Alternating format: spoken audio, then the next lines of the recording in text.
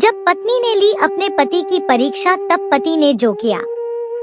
शादी के 3 साल हुए थे और एक दिन पत्नी के मन में ख्याल आया, क्या होगा अगर मैं अपने पति को छोड़कर चली जाऊं?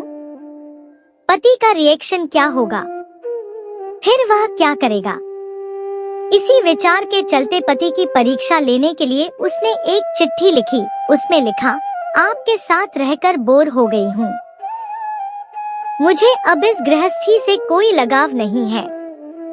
मैं तुम्हारे साथ एक पल भी नहीं रह सकती, इसलिए मैं तुम्हें और इस घर को छोड़कर जा रही हूँ। उसने वो चिट्ठी टेबल पर रखी और खुद बेड के नीचे जाकर छुप गई। थोड़ी देर बाद पति ऑफिस से घर लौटा। उसे घर में अपनी पत्नी कहीं नहीं दिखी। फिर उसकी नजर टेबल पर रखी चिट्ठी पर पड़ी। चिट्ठी को उठाकर उसने पढ़ी। थोड़ी देर तक बिल्कुल शांत रहा, कुछ नहीं बोला। फिर उसने उसी चिट्ठी में पीछे कुछ लिखा और अपने मोबाइल में गाने बजाकर जोर जोर से नाचने लगा। फिर उसने अपने कपड़े बदले और अपनी एक फ्रेंड को फोन लगाया और कहने लगा, मैं आज आजाद हो गया हूँ। मेरी बीवी को आखिरकार ये एहसास हो गया कि वह मेरे काबिल नहीं है, इसलिए वह खुद ही मुझे छोड़कर हमेशा के लिए चली गई है और मैं अब आजाद हो गया हूँ। तुमसे अभी सामने वाले बगीचे में मिलना चाहता हूँ। फटाफट वहाँ आकर मुझे मिलो। ऐसा कहकर पति घर के बाहर निकल गया। दोनों आंखों में आंसू की धारा लिए पत्नी बेड के नीचे से बाहर निकली। उसके हाथ थर-थर कांप रहे थे। कांपते हाथों से उसने टेबल पर रखी वो चिट्ठी उठाई और पढ़ी, जिसमें पति ने लिखा था, अरे पगलेट, तुम्हें तो ठीक से छुपना भी नहीं आता। बेड के नीचे से तुम्हारे पैर दिख रहे हैं। तुम जल्दी से गर्मा गर्म चाय बनाओ, मैं सामने की दुकान से बिस्किट लेकर आता हूँ।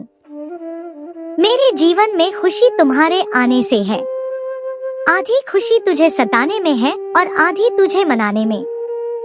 आखिर लास्ट में तो हम दोनों ही साथ रहेंगे ना। कभी हम झगड़े, एक दूसरे की टांग खींचे, एक दूसरे को बुरा भला कहे, फिर भी एक दूसरे पर दादागिरी करने के लिए लास्ट में तो हम दोनों ही रहेंगे ना। जो बोलना है बोलो, जो करना है करो।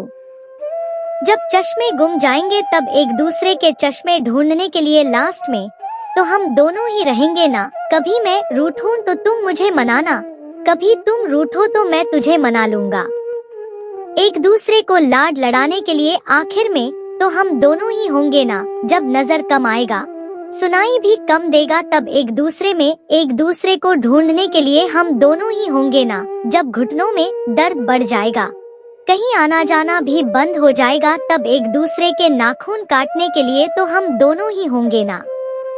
मेरी रिपोर्ट तो बिल्कुल क्लियर है, आई एम ऑल राइट बोलकर एक दूसरे को चिढ़ाने के लिए आखिर तो हम दोनों ही होंगे ना। जब हम दोनों का साथ छूटेगा, अंतिम विदाई होगी, तब एक दूसरे को माफ करने के लिए आखिर हम दोनों ही होंगे ना। आखिर में सिर्फ हम और सिर्फ हम दोनों ही होंगे ना। कहानी खत्म होते होते बीवी का रो रो कर बुरा हाल हो गया। उसे पता चल गया कि उसका पति उससे कितना ज्यादा प्यार करता है। क्या 10 साल पहले किया हुआ वादा आपको अब तक याद रहा? शादीशुदा जिंदगी की पहली रात, पंकज और अदिति के नए जीवन की शुरुआत। पंकज ने कहा, बताओ तुम्हें सबसे ज्यादा किस चीज का शौक है जो मैं पूरा करने की कोशिश करूंगा। अदिति बिल्कुल चुप। पंकज ने फिर कहा, देखो शर्माने की बात नहीं है, तुम्हारा पति तुमसे पूछ रहा है। अदिति ने कहा, बस घूमने फिरने का। पंकज ने हंसते हुए जवाब दिया कि बस इतनी छोटी सी ख्वाहिश, ये तो चुटकी बजाते पूरी करूंगा। तुम थक जाओगी घूमते घूमते। और फिर दिन महीने साल बीतने लगे। पंकज की प्राइवेट नौकरी में बचत होती जरूर थी, लेकिन कोई ना कोई खर्च सुरसा की तरह मुंह बाए खड़ा हो जाता।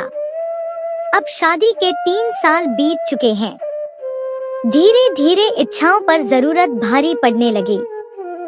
अब अदिति एक बच्ची की माँ बन चुकी है, जिससे अपने बारे में सोचने का वक्त ही नहीं मिलता और पंकज को तो याद भी नहीं की उसने कभी अपनी पत्नी की खुशियों को जानने की पहल भी की थी। पंकज की माँ जाने अनजाने कहती, हाथ दबाकर चला करो, एक बेटी है, सारी जिम्मेदारी उठानी है, फालतू फंड का खर्च इसके बारे में तो सोचना भी मत। पंकज माँ की हाँ में हाँ मिला देता और अदिति एक फीकी मुस्कान में सिमट जाती। साल दर साल बीतने लगे। बेटी प्रीति बड़ी हो गई। अब शादी की 10वीं सालगिरह ने पंकज को दस्तक दी। उसे याद आया कि जैसे कल की ही बात हो, अपनी पत्नी की इतनी छोटी सी इच्छा भी मैं नहीं पूरी कर सका, जो हसरतों भरी रात में किया गया वादा था। वहाँ रे में मौसम बदला तो अदिति थोड़ा अस्वस्थ रहने लगी। पंकज को उसकी फिक्र होने लगी। अब वह अदिति को काफी समय देता, फिर भी वह गंभीर रहती और चुपचाप भी। उसका स्वास्थ्य संभला तो वही दैनिक दिनचर्या। इन दिनों वह यही सोचता कि दिन प्रतिदिन शरीर की शक्ति घट रही है और पहले जैसा जोश भी नहीं रहा। वाकई कल कभी नहीं आता। और अदिति ने तो अपने बारे में बात करना ही बंद कर दिया है। खैर, प्रीति की गर्मी की छुट्टियां होने वाली है, जिससे नानी नाना के घर जाने का प्लान बनने लगा। आज पंकज शाम को जब घर आया तो उसने अदिति से कमरे में आकर बैठने को कहा और उसके हाथ में एक लिफाफा थमा दिया, जिसमें हवाई यात्रा के 3 टिकट थे जगन्नाथपुरी के, और बोला, हो सके तो मुझे माफ कर दो, हमने बहुत देर कर दी इतनी छोटी सी हसरत पूरी करने में। जरूरतें आती रहेंगी, पूरी होती रहेंगी, लेकिन अब सबसे पहले तुम और तुम्हारी खुशी, जो भरपूर खुशियों से भरी होगी। सारे रिश्ते निभेंगे, लेकिन तुमसे पहले नहीं और तुमसे ऊपर नहीं। अदिति एकटक उसका मुंह देखती रह गई और बोली, क्या 10 साल पहले किया हुआ वादा आपको अब तक याद रहा? पंकज ने कहा, बिल्कुल वही याद रहा और कुछ भी नहीं। यह कहते हुए पंकज ने अदिति को गले से लगा लिया।